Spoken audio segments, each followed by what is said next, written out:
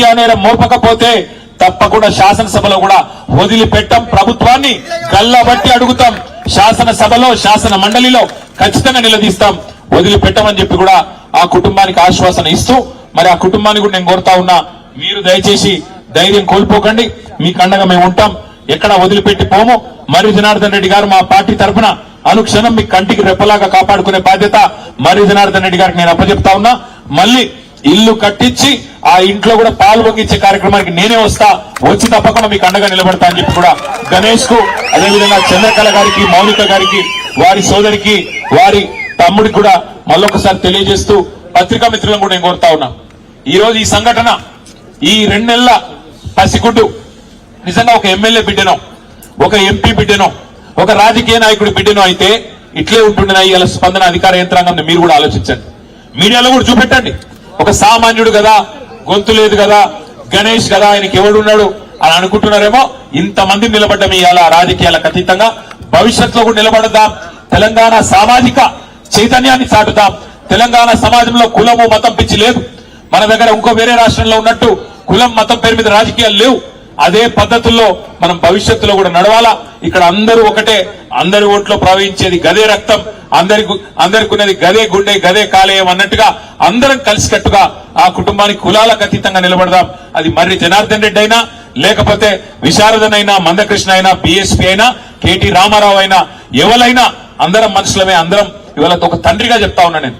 నిజంగా తల్లడిల్లిపోయింది వార్త చూసిన తర్వాత, గుండె తల్లడిల్లిపోయింది. 2 నెలల పసిగుడ్డును తనడానికి మనిషి అనేటోనికి మనసు వస్తుందా? వాడు మానవ మృగమా? ఇంకోటి వాడు బయట ఉండాలనా అటంటోడు? అందుకే నేను అంటున్నా, ఇక్కడ కులం లేదు, మతం లేదు, ఏది లేదు. ఆ తల్లికి, ఆ కుటుంబానికి న్యాయం జరగాలి.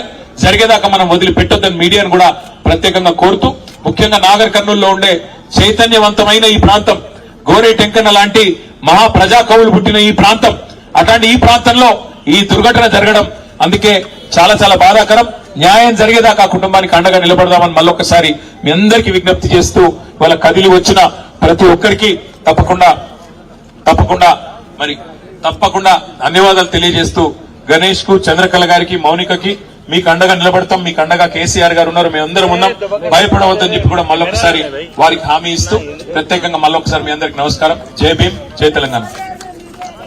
వారికి తక్షణ సహాయం కింద పార్టీ తరఫున 1 లక్ష రూపాయలు సాయం చేయడానికి వచ్చినాము. ఇది మాత్రం కాదు, ఆ కుటుంబానికి అండగా నిలబడి 10 లక్షల రూపాయలతో వారికి ఇల్లు కట్టించి వారికి తప్పకుండా గృహప్రవేశానికి కూడా నేను వస్తాను, ఏదైతే మాట ఇచ్చినో తప్పకుండా నిలుపుకుంటా అని చెప్పి కూడా తెలియజేస్తూ, అమ్మాయికి తక్షణ సాయం కింద 1 లక్ష రూపాయలు పార్టీ తరఫున అందజేస్తా ఉన్నాం. థ్యాంక్ యూ అన్న. అదేవిధంగా బీసీ ఎస్సీ ఎస్టీ జేఏసీ రాష్ట్ర అధ్యక్షులు తోట్ల రాఘవేంద్ర ముదిరాజు గారిని ఈ శిబిరానికి రావాల్సిందిగా కోరుతా ఉన్నాం సార్.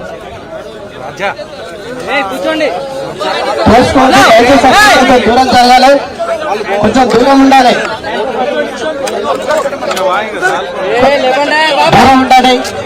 కొంచెం దూరం జరగాలి.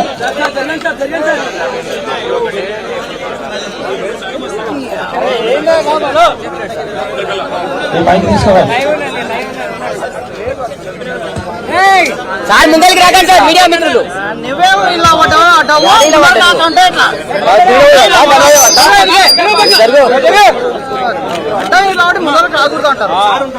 మీరు ఇలా ఆడుకుంటే మేమెందుకు వస్తాయి? ముందరికి